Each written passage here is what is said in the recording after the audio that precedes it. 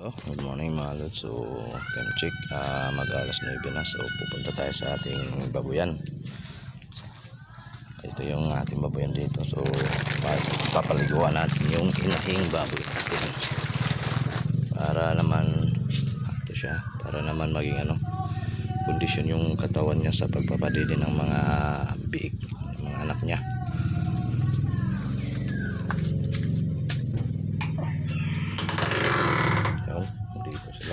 So 8 days old pa lang yan mga lods, pero ang ganda ng katawan nila. So napakaganda ng uwis ng katawan nila mga lods. Tingnan nyo iba dun. So yan mga lods, nilalagay ko sila dyan, binukod ko sila para masanay sila. So para di tayo mahirapan sa paghiwalay pagdating ng 25 days. So hindi na tayo mahirapan maghiwalay sa kanila kasi sanay sila dun sa kabilang kwarto. Yung iba, tituruan na natin sila. So maglilinis tayo dito lords, papaliguan natin ang inahing baboy natin. So kailangan natin sila ilipat dun sa kabila. Dun kabila. Ito yung kabila. Ilipat muna natin ito sa mga lords. Maglilinis na tayo mga lods, papaligo, kaso nagsuso pa sila. So antayin natin sila magsuso matapos. Mga ganyan 8 days old mga lods. So paganda tingnan pag mga ganyan mga pangatawan. Bali 8 to sila mga lods. So 8 peraso. 8 days old pa lang. Meron ganda nila tingnan. Antayin na lang natin sila matapos yan bago tayo maglinis at magpaligo sa ating inahing baboy. So lipat natin yan sila dun. Pagkatapos sila dun na yan sila. Ito yung simpleng pamaraan mga lods para dito mahirapan maglipat sa ating mga biik pagdating ng araw ng paglipat sa kanila, no?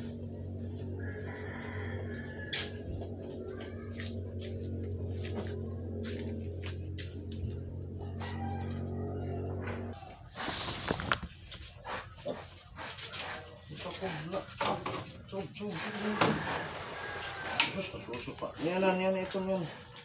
Yan natin sukod dito. Yan na ito. Ikaw, di pa nagsaw, pusok.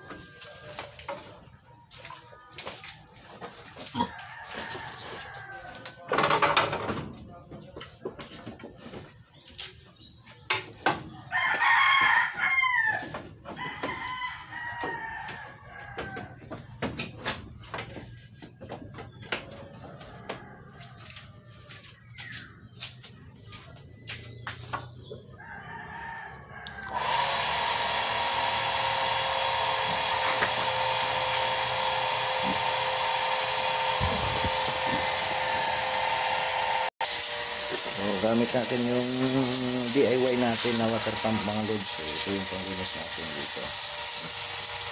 So gawa natin yung inahing baboy natin. Yan po yung inahin kong baboy, si Jewel. Paliguan natin yan siya. May nanda na akong sabon. So sa pagpaligo natin is walang problema kasi andun yung mga biik sa kabila. So, hindi sila makabasa.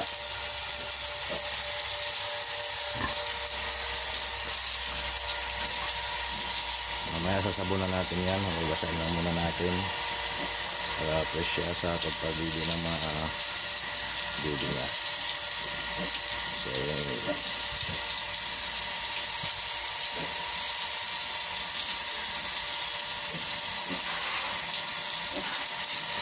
So yun lang mga lods, no? Kung gusto nyo mga content na mga ganito mga lods, so please pag-subscribe at paki-follow naman po sa Facebook page ko. Thank you.